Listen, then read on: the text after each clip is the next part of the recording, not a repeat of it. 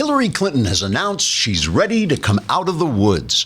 Mrs. Clinton's remarks at a recent St. Patrick's Day rally referred to the fact that she has spent a good deal of time walking in the forests near her ex-urban home in Chappaqua, New York, ever since her surprising and humiliating and crushing and well-deserved and humiliating and sort of hilarious and totally humiliating defeat by Donald Trump in her bid to become the first utterly corrupt female president of the United States.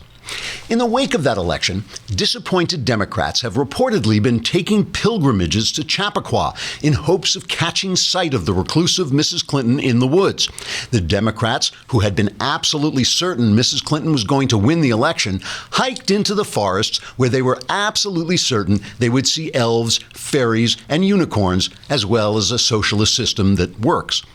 Those who have seen Mrs. Clinton in the woods report that the defeated, humiliated, disgraced, and humiliated former candidate for dishonest president spent her time in the forests pulling thorns from the hooves of wounded deer, learning the art of song from the twittering birds, and teaching hawks how to make that loud, piercing, screeching noise when they descend from on high to shred and devour their prey.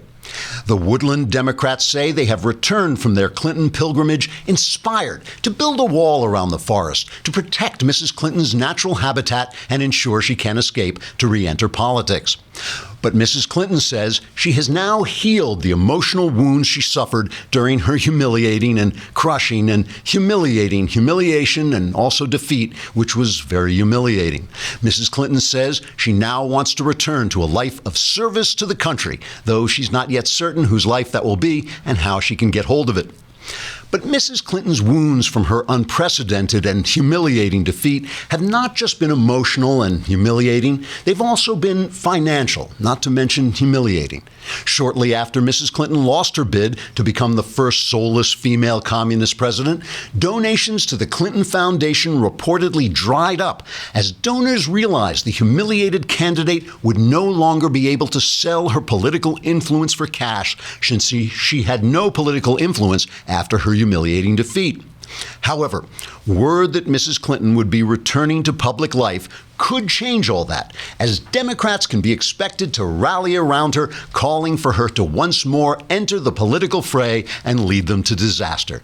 That should fill the gap until her daughter Chelsea is ready to enter political life and lead Democrats to a whole new generation of humiliation and defeat.